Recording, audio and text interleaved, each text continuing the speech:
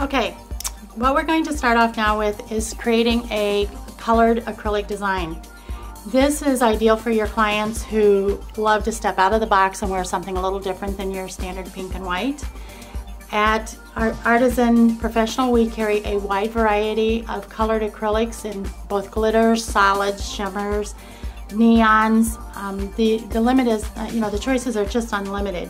So you can create anything from very soft, subtle looks all the way to, very avant-garde looks.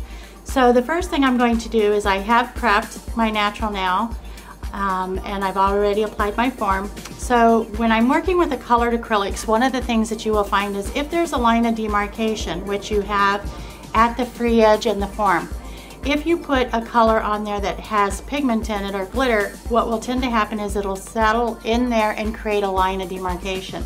So in order to eliminate this line, the first thing I'm going to do is pick up a little bit of my crystal clear acrylic, and I'm going to place that right on the free edge, and I'm going to pat from side to side from the center of that acrylic, and then I'm just going to feather it out at the free edge, and then I'm going to turn around and feather it up the nail. This way I have a nice smooth transition from the natural nail plate down onto the form. There's no ledges or drops where my product will get caught in. And we're just going to let that cure for just a second. After this is done, one of the first things I'm going to show you how to do is a like a 3-color fade.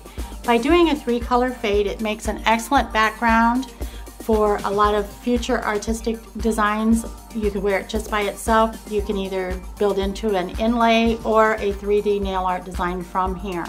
But this is the basic of some of your nail art. So in this instance, what I'm going to do is I am going to be using a blue, a coral, and a violet color. So I'm going to start off first with the color that's going to go next to my cuticle, which in this case is going to be my coral.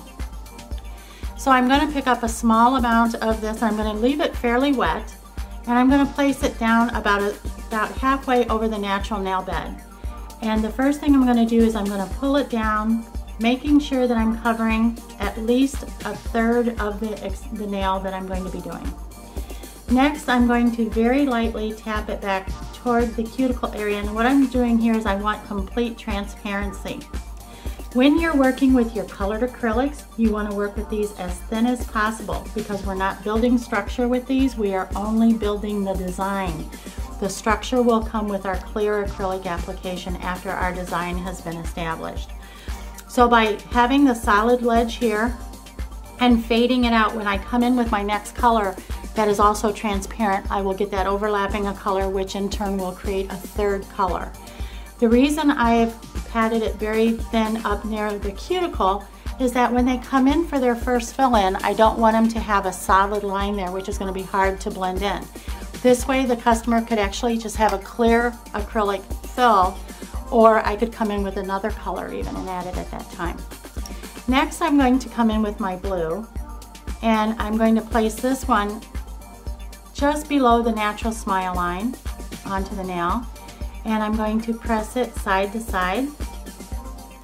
And while that product is still very wet, I'm going to take my brush and I'm going to very lightly drag it backwards up over the nail, creating the fade. And then at my free edge here, I'm once again going to thin it out very thin. So when I'm looking at the nail, I don't see a distinct stopping or starting of one color over the other. One color fades very naturally into the other color, creating a nice subtle change and actually looking like a rainbow where it creates 3 different colors. Lastly, I'm going to come in with my violet color. In this one, I'm going to blot out to remove any excess liquid from my brush.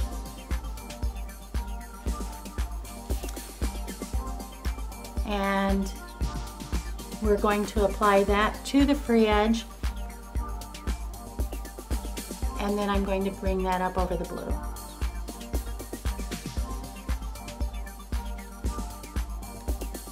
Pressing that product out as thin as possible. By pressing into the nail too, what it's doing is it's actually blending those 2 colors together. this point, if I'm going to do an inlay design, I will wait for this to cure and then I will begin my inlay.